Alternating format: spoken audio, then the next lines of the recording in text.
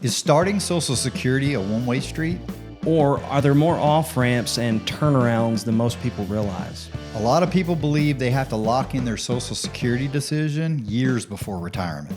And falsely think that once they start, there's no flexibility.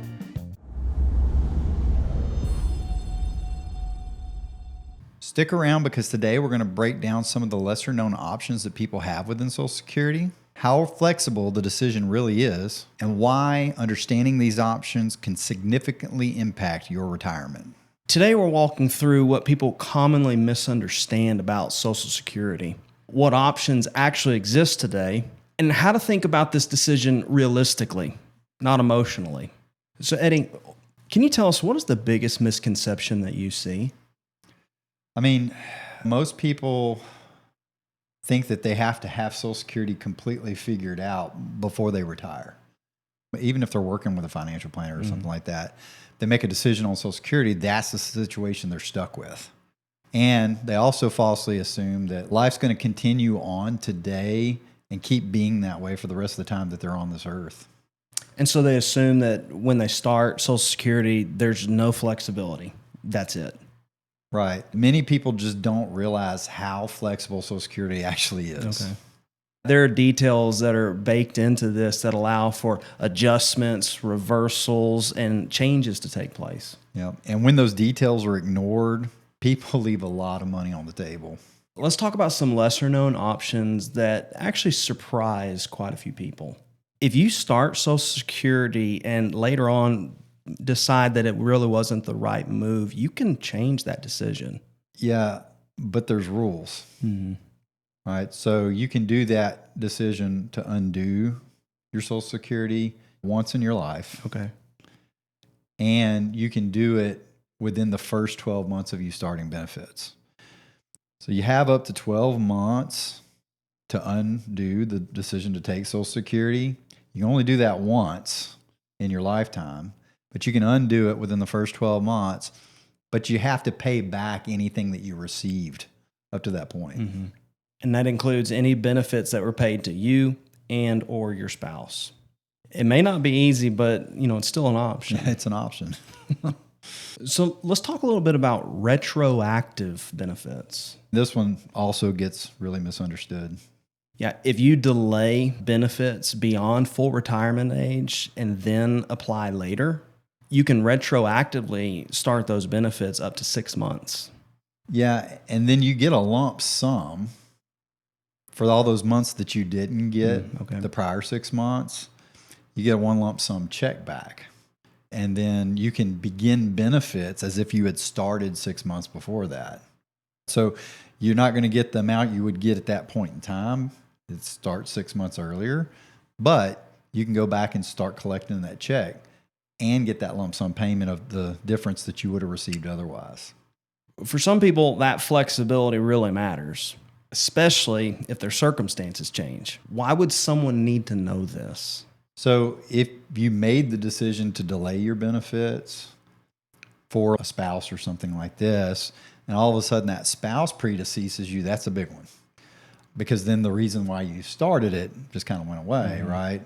Another big one would be if your health took a dramatic turn. So if you were calculating and delaying benefits because you thought you were going to live a little longer and now you get a cancer diagnosis or something like this, unfortunately, then the math may have to be redone on when's the best time to take it for you.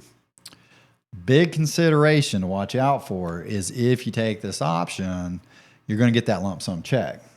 You get that lump sum check, that means all the taxes that you would have owed are now going to come back into the fold. And so for some folks, if you don't realize that, you might get a surprise tax bill at the end of the year. So you just want to be sure that's in the calculus when you're deciding for that benefit. Brings up another key point is that benefits actually get calculated on a monthly basis. And this gets confused a lot. Your benefits not calculated on an annual basis. So every year you wait, then you get the increase. It's actually every month that you wait, you get an increase in Social Security benefit. Even if you made the decision to delay benefits, every month you wait, you actually get more money. Yeah, it's not just a once a year adjustment. Right. Every month you wait, you get an increase. The reason why this would be helpful for somebody is because if the market environment, your portfolio environment, becomes unconducive to waiting, so if the market volatility picks up, maybe you're going through a bear market like in 2022, for example, you don't have to stick to that decision. You've still gotten increases along the way and maybe pivot, start that Social Security at a higher number, but you got those increases along the way. On the health front again, if you don't want to go back and get those retroactive benefits going back 6 months like we talked about before, because maybe that's going to throw you into another tax bracket or something.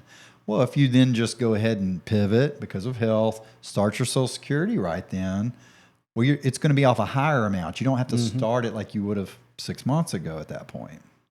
So let's get somewhat controversial. Let's talk about delaying benefits until after full-time retirement age.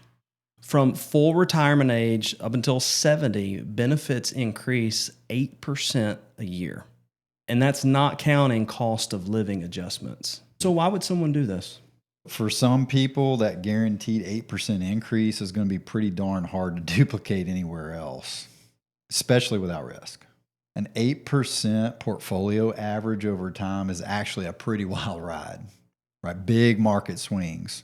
And that's a pretty big gamble with foundational income, especially when you consider the cost of living adjustments along the way. So what does all this flexibility really mean in real life?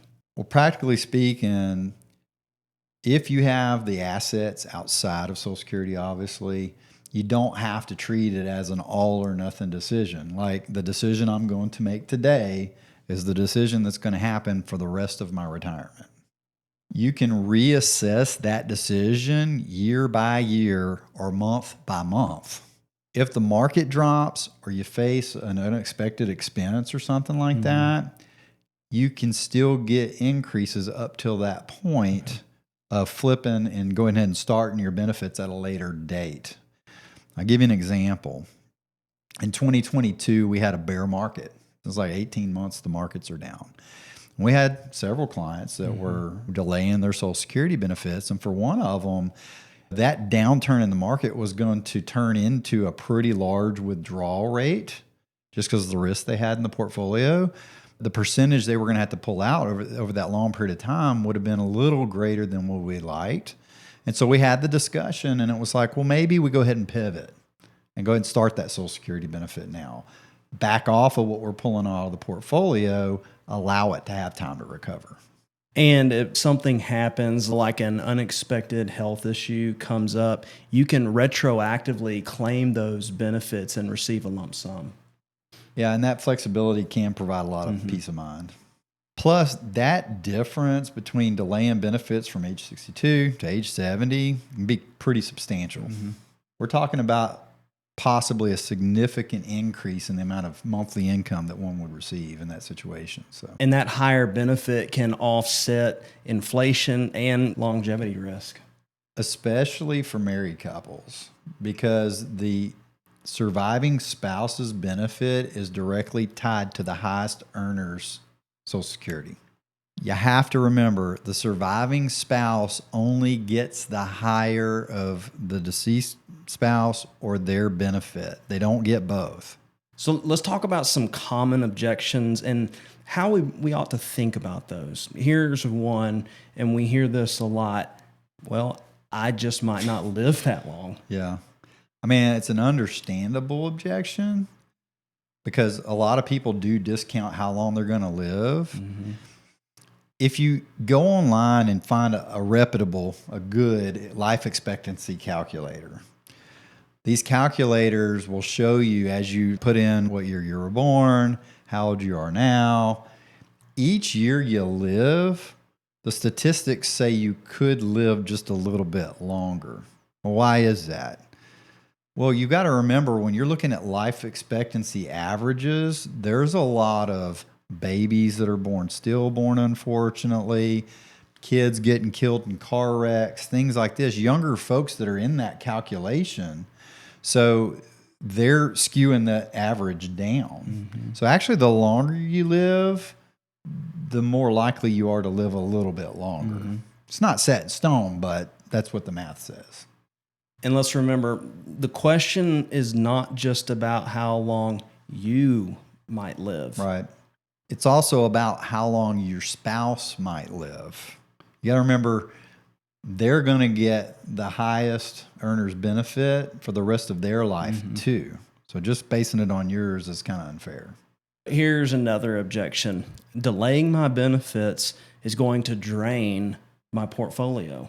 And the answer is yes, delaying taking these benefits can drain your portfolio assets a bit. Yeah, but if done properly through a financial plan, then delaying benefits on the front end, you can take the Social Security benefits later. You'll have the increased benefit. You can back off of the portfolio a little bit and allow that to recover on the back end. Yeah, you don't have to avoid spending. You just need to manage the income sources that you're taking from so that you can maintain your lifestyle. Right. And here's another big one. Life is too uncertain. Yeah, and most people plan as if the worst outcome is guaranteed and the best outcome isn't even possible. And that's the whole point of financial planning to begin with, right? Is to plan for the uncertainty. The one thing in life you're going to know is that there is certainty of uncertainty, right? And so you want to make sure that you have a plan that calculates for those things that could possibly happen. It's not that they will, it's not that they won't. It's just the point of having a plan to deal with it. So the good news is this: Social Security is just more flexible than most people think. You're not stuck making a single irreversible decision that's going to make or break your retirement. With the right understanding and the proper planning, you can adapt. At the end of the day, talking to a professional that's well-versed in the Social Security benefits can open or reveal options that you didn't realize you had before. Understanding your options can help you to avoid leaving thousands or even more on the table. If you need help calculating how your overall Social Security benefits fit within your retirement plan, talk to a professional that you trust. And if this helped clarify some things on a confusing topic, maybe share this episode with someone who's approaching retirement and might need to hear this.